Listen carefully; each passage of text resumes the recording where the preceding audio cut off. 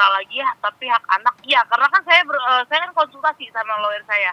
Itu nanti akan disampaikan setelah jumpa pers. Mungkin Dan takut sesuatu ya, Kak. apapun, tapi karena saya mengikuti prosedur yang kuasa hukum saya bilang seperti itu nanti akan dijelaskan di jumpa pers. Langsung gitu. Untuk secara langsung belum, tapi nanti pokoknya ya Mas ya, saya jelasin nanti ya. Intinya kenapa klien saya bisa speak up, yang jelas ada mungkin pembicaraan internal mereka seperti apa dahulu kala, ya kan, dan itu tidak terpenuhi. Dan saya kembali lagi, boys will be boys. Tidak ada pertemuan sebagaimana yang dijelaskan oleh Lisa melalui kuasa hukum.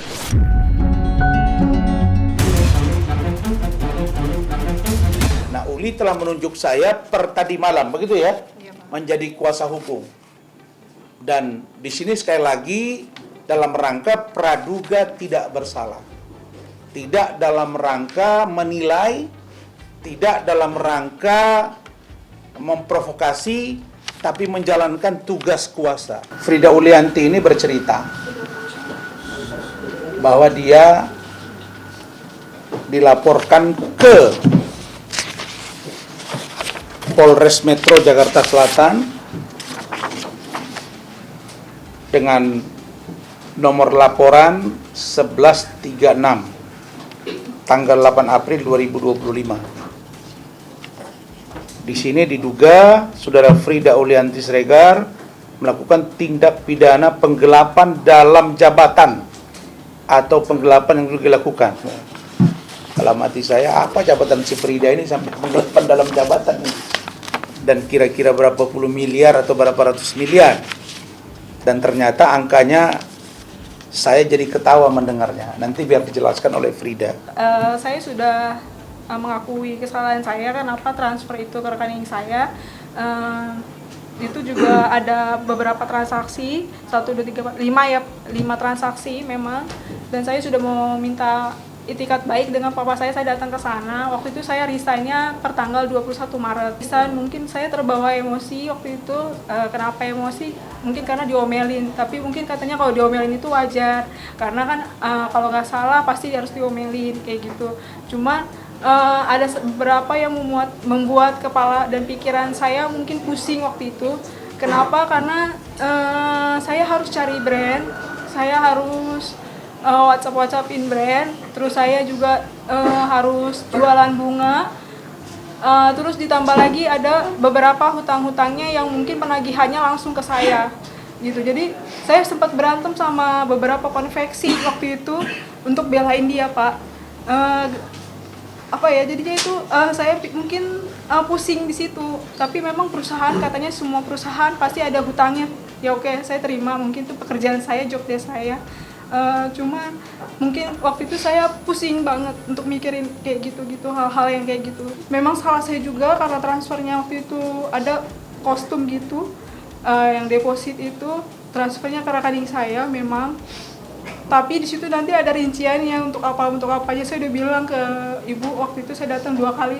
Saya pertama kali datang ke sana karena saya shock. Pertamanya saya kenapa ya kayak gini gitu, Pak. Habis itu kedua kalinya saya datang ke sana lagi, saya udah bawa orang tua saya dari hati saya yang paling dalam. Saya minta maaf sama dia, maksudnya saya pengen itikat baik aja kayak gitu. Kalau ada apa-apa yang mungkin ya menurut ibu kayak gimana, kan saya ada itikat baik, saya datang ke sana, saya minta maaf, saya peluk kayak gitu sih. Tapi sampai kemarin akhirnya dilaporin juga ke Polres gitu. Tidak sampai gak berani keluar rumah gara-gara viral ini. Oh, malu. Iya, tidak gak berani keluar rumah gara-gara kayak gini. Terus beberapa pekerjaan yang ada nge-share ke Frida. Dia bilang, ini bener kamu ya? Itu maksudnya. Frida bukannya Frida mau itikat baik tadinya sama dia. Gue nggak bisa percaya sama orang lagi. Ya memang semuanya itu kan berawal kan dari salah gue sendiri, karena gue percaya ya namanya bangke kalau misalkan dikubur sedalam-dalamnya tetap aja kecium juga, walaupun lama keciumnya tapi masih kecium, namanya bangke. Ya apalagi gue makan dari tempat gue lu dapat gaji dari tempat gua, lu minta kasbon dari tempat gua, terus diperlakukan secara layak. Mereka bikin salah banyak banget, gua maafin, tapi gini balasannya ya udah nggak apa-apa. Terlepas dari itu, saya nggak begitu ikuti. Nah, ternyata Frida Ulianti Siregar ini adalah yang ikut mendampingi Denis Caryesta datang ke kantor saya, memaki-maki istri saya dan saya. Dan bahkan Frida ini juga lah yang diduga disuruh oleh Denis Caryesta untuk mempreser istri saya. Gitu. Tapi disinilah saya buktikan kepada kalian semua bahwa saya bisa memilah dan memilih apa posisi Frida pada waktu itu dan apa posisi Frida pada hari ini. Karena itu saya pesan kepada teman-teman semua, kalau menyakiti seseorang jangan sampai ke jantungnya. Cukup luar-luarnya saja supaya gampang memaafkannya.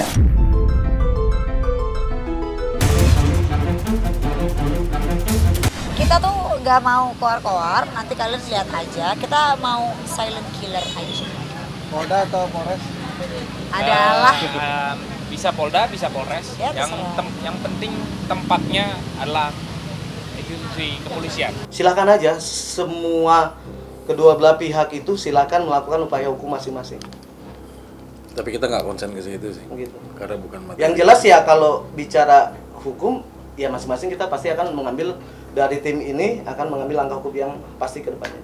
Kalau untuk ya Pak LM silahkan dia proses, ya kami juga akan proses jalur hukum juga atas segala cuitan, tuduhan-tuduhan yang tidak berdasar terhadap klien kami, dan kami akan proses hukum terhadap itu. dia bilang nih, lo pernah digerebek. Foto itu berdasarkan apa? Saya masih ada di sini, saya nggak pernah di penjara. Saya nggak pernah terbukti memakai narkoba. Bahkan digerebek 2 kali, 3 kali yang di Mr. Jasa telepon Anda ya. 3 kali saya nggak pernah terbukti memakai narkoba. Di tes urin kah? Buktikan. Tapi kalau obat anti depresan, ya saya memakai. Karena ada dasarnya. Dari dulu kayaknya udah pada tahu deh. Mungkin kalau langkah hukum ya terkait pernyataan dari LM ya, karena kita bicara secara hukum ya dia harus membuktikan, jangan sampai menjadi fitnah pada klien kami. Ya kalau menjadi fitnah ya kami siap untuk melaporkan ya. Betul. Itu aja sih sebenarnya. Jadi jangan sampai menjadi fitnah di klien kami, malah menuduhkan yang tidak sesuai dengan kenyataan. Itu aja. Klien saya Ayu Aulia tidak pansos dan tidak perlu pansos. Artinya dia hanya menyatakan yang sebenarnya terjadi. Dan apapun yang terjadi sama LM itu sudah terjadi 4 tahun yang lalu. Dan dia ingatkan kembali LM bahwa dia sekarang sudah punya suami. Coba bayangkan hatinya suaminya ini terbuat dari baja kah? Atau terbuat dari berlian kah? Bisa menahan gempuran yang sedemikian dahsyatnya. Luar biasa ini. Dia sama-sama di satu lembaga perkawinan, tapi kok dia bilang itu anak bukan anaknya, tapi anaknya orang lain. Luar biasa saya bilang.